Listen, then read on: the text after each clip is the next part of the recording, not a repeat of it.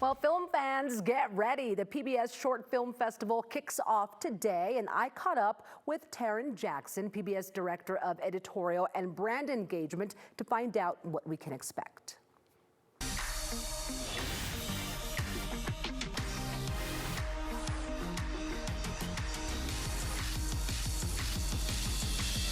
It's in our blood.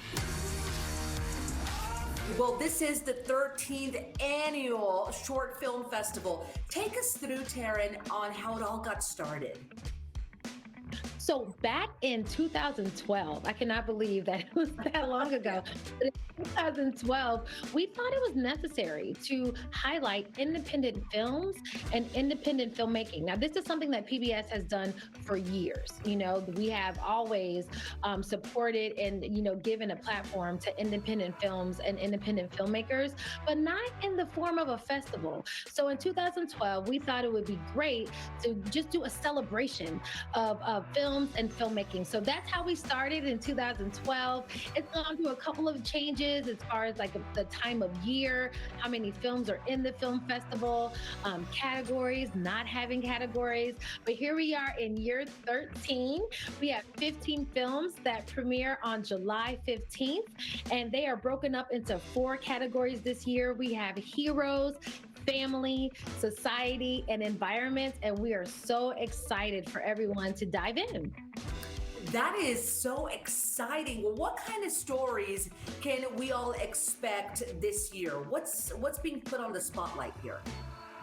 I just want everyone to prepare themselves to run through all of their emotions. We have something for everyone. We have lighter films. We have a musical, our first time ever having a short film musical and the PBS Short Film Festival. So I'm excited to hear what everyone thinks about that. It's called The Ballad of May Rose.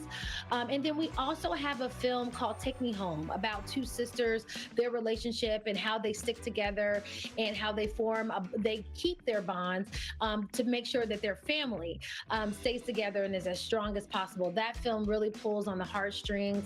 There's also a film called The Underground. Now, this film talks about assault and harassment in the subway station, the train station. And so it's interesting to see how this film how it came together and how it's told. They use mixed media. So it's not just a straight headshot, straight on profile. They really use, the advertisements that you normally would see in a metro station.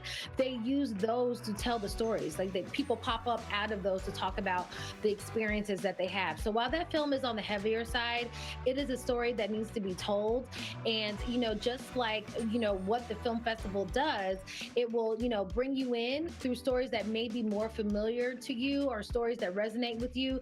But then hopefully your interest is piqued by stories that maybe you wouldn't necessarily choose on your own, but because you're in the vibe of, in the atmosphere of a film festival, you dive into things you wouldn't normally, watch, and then you learn something. And so that's why it's so important for this film festival to be put on, and that's why it brings me great joy. Absolutely, and all the stories you just mentioned, they all have something to offer in their own right, something new for everybody to see, and it's important. What is that selection process like with the films that are being selected?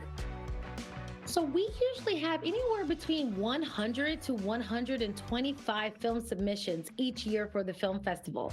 And so a group of us here at PBS, it's around 8 or 9 of us, we watch the films independently, and we get them down, we narrow them down, we score them, we rate them on the storytelling, the creative art, the technical, aspects of the film, the audio, the visuals, and then we get that number down, we get it all the way down, we have a meeting, and in years past, there's been anywhere from 20 to 25 films. This year we have 15 films, but it's a very straightforward process because we really want the authentic storytelling to be the story of the film festival.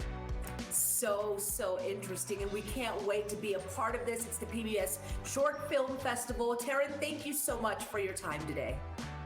Thank you so much for having me. The PBS Short Film Festival kicks off today and runs through July the 26th. You can see the full lineup on their website. It's up on your screen right now. PBS sponsored today's mention.